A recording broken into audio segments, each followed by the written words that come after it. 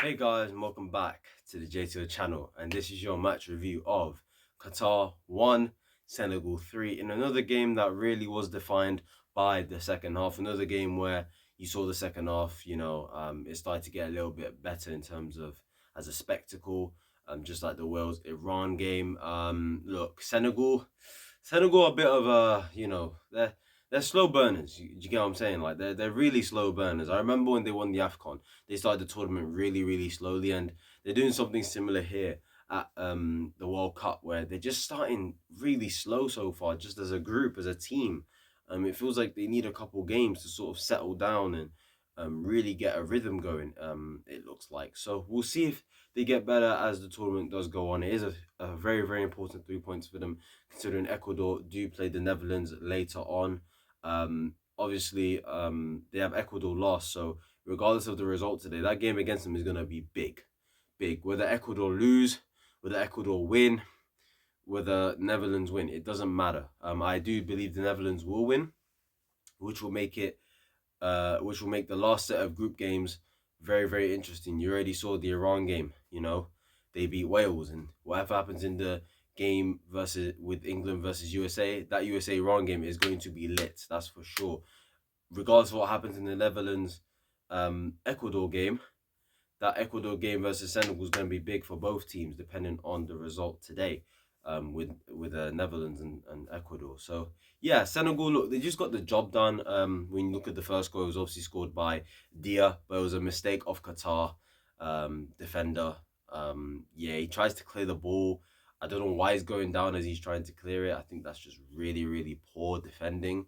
And obviously Dia's there, striker.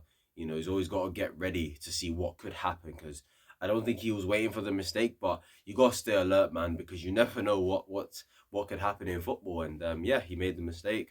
Dia scores 1-0 Senegal. And you think to yourself, yeah, that's the goal. It's deserved.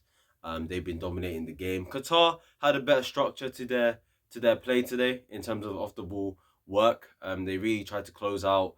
They really tried to pack out the middle of the park and have numbers there. And it was really difficult for Senegal to really play through them today.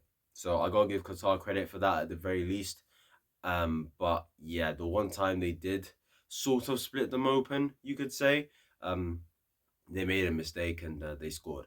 There was a penalty shout as well in that first half. I forgot his name, but a player did go through.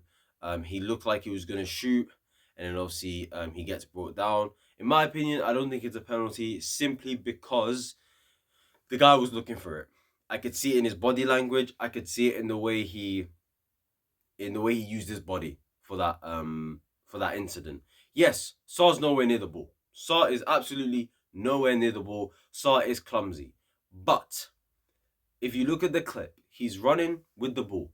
It looks like he's about to shoot. Yeah, it's a tight angle, but I think if he had shot bottom corner, I think there's a good chance he scores. Although to be fair to Mendy, Mendy had a really good game today. I'll give him massive credit, Edouard Mendy. I thought he had a very, very good game today, in terms of his saves and his on the ball work. So fair play to Mendy. I'll get to him just a little bit later on with some examples.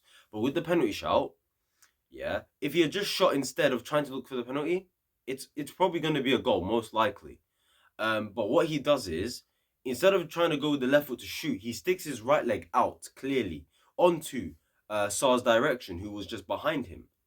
And then the knee clashes with Sar being clumsy and he goes down. He's looking for the penalty. I straight away thought it's not a pen. The ref got it absolutely spot on.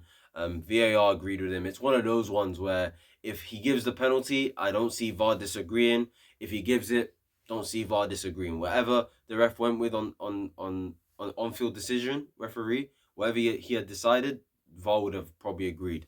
Hence why it probably wasn't even given a chance to check. So that's the penalty incident. When you look at obviously the second half, a header was scored by, I can't pronounce his name. I really cannot pronounce his name. I think it's do you know what? I'm not even gonna attempt it. Like, it was a really good header. It was by the brother who has what's his name? Do you know what? Out of respect for him, I'm gonna try get the name. I can't believe I have to do this again. I seem to not remember these guys' name. I'm sorry.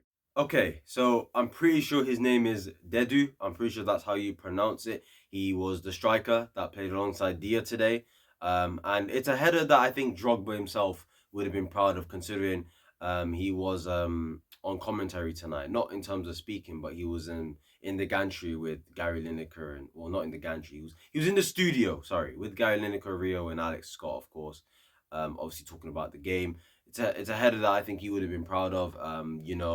Good movement, gets away from his man. Qatar, zonal marking, man marking. It was kind of confusing what they was doing in terms of their point of view when defending it. But from Dedu's point of view, look, he gets away from the man.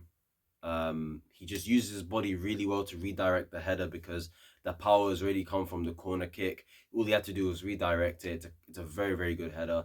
Fair play to him. Great goal.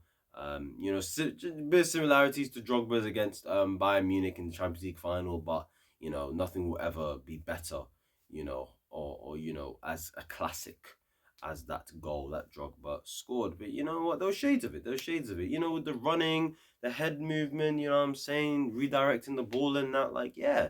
So it was a very, very good header. Fair play to him. And another good header was Qatar's goal. Qatar's goal. Obviously the ball gets switched out all the way to the fullback or the winger. I'm not sure who it was. Really, really good ball out from the defender. Obviously he drives the ball, cuts it, gets a cross in. Koulibaly, don't know what he's doing there. I thought he had a okay game today. I thought he was better against Netherlands, to be honest with you, than he was today, Koulibaly. But yeah, Mendy couldn't get to it. But seriously though, it was a really good header from Muntari. He just directed the ball, put it in a good area, and yeah, it goes in the back of the net. And look, I think that could have been a goal which would have maybe equalized the game 2-2 because Mendy made a wonderful save from one of the many crosses that Qatar put in. Obviously, a ball went in, and one of their players just kneed it onto the goal. And Mendy, yeah, he paves it away. It was a really, really good save. And Mendy on the ball today as well, really, really good. There was one moment in the first half where he done a crossfield ball, volley, like he done a volley, literally a volleyball all the way. Not volleyball as in all of that. I forget M sports there, but he done a volleyball type style kick all the way out to Ismail Assar. When goalkeepers, when they receive the ball from a corner or from a free kick, they claim it easily and they see, maybe a counter attack could be on and a player's running. Obviously, they pretty much volley it to them. It was a really good kick from Mendy. I can't remember the last time he did that. Honestly, that was really, really good from him. I've never seen him do that, honestly. I can't remember even the last time he was consistently good on the ball in a game, to be honest with you. So I hope that does well. That bodes well for his confidence and he keeps going, I guess. So fair play to him. And like I said, made a couple wonderful saves from Qatar's efforts. There was one where he had to get low down with his right hand to save one that went out for a corner. So yeah, fair play to Mendy and fair play to Senegal. They got the win. They needed it. They didn't perform the best, but they're a slow burner. They're that nation that are slow burner. Like I said, in the AFCON, they started really, really slow, but grew into it quickly. I feel like in this tournament, maybe Ecuador could be the game where Senegal really arrive because I know they can do more than this. I know they're missing Mane. I know they're missing Mane, and that's had to change their game plan, their style, etc., etc. Today they play a 4-4-2, for example.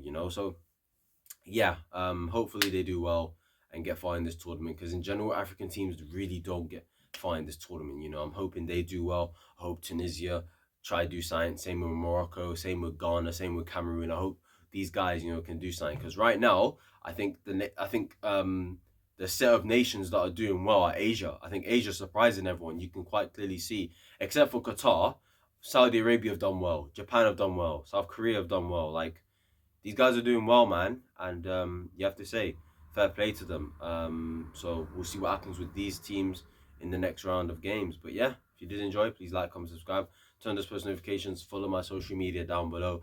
And yeah, guys, I will see you, of course, for the next game, Netherlands versus Ecuador. If Netherlands win, they go through. I'm pretty sure. Actually, no, it won't be a guarantee. It'll probably depend on like head to head or goal difference, or I'm not quite sure how it works. I haven't quite done my homework on that, but I'm pretty sure if Netherlands go through, like I mean, if Netherlands win, they go through because their last game is Qatar, and they're going to beat Qatar. You know, and even if they don't beat Qatar and one of Senegal and Ecuador beat each other, well, they can't go above them because head to head wouldn't allow that. And only one of them, only one of Ecuador and Senegal could get 6 points. But that's only if Netherlands win, though. So yeah, if Netherlands do win, they do go through tonight. Because in the last game, only one of Ecuador and Senegal can get maximum 6 points. They both can't go through. The only way Senegal and Ecuador could potentially go through would be, how would that work? What? A draw, I guess. Ecuador drawing with Netherlands could see a possibility of seeing Ecuador and Senegal go through.